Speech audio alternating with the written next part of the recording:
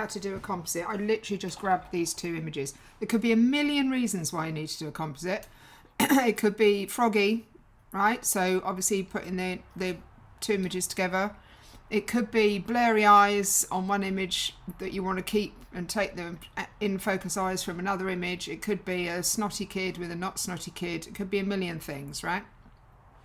But the basics were always the same. So let's say, for example, that mum wants the hat image, but she prefers his face on this image, right? It's not even edited, so don't even look at it, right?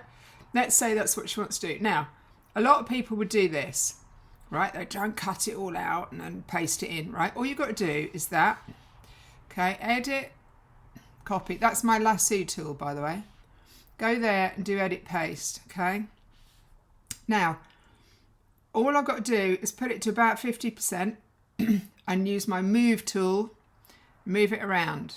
Now, the only thing that really matters here is that the eyes work. So you can do this, okay, and you can twist it, right? And then if you really need to, because the baby's moved 3 inches, you can go up here and you can use your warp tool like that, right? So that I've got his eyes right, but I might want to bring his chin up to match his mouth, and that sort of thing, because it's the only thing that really matters, right? So I've got that eye nicely matched. You can tell because it suddenly became nice and clear. So this is what I would do to get it just right. You'll need to do a lot of this sort of thing if you're going to get your composite bang on. You can see there that one eye is being stubborn. There we go, that's about right, okay? So let's say you're happy with that. Okay, bring in the cheeks a bit. There we go, let's say. Okay, so you click yes up there. Okay, now you're going to go down here to that layer, pop a layer mask on it, put the opacity back there. Now you're not going to do anything on this layer because you're going to flip it over there, put your brush on white on 100%, okay, take the hardness off, and you're just going to paint it away until you reveal his new face that was hidden underneath that black layer mask, okay? That's what you're going to do. Right, now having done that, you can see that there was a slight difference in the shading. It was a slightly darker image. So if I take that off, you can see the image underneath is darker, right?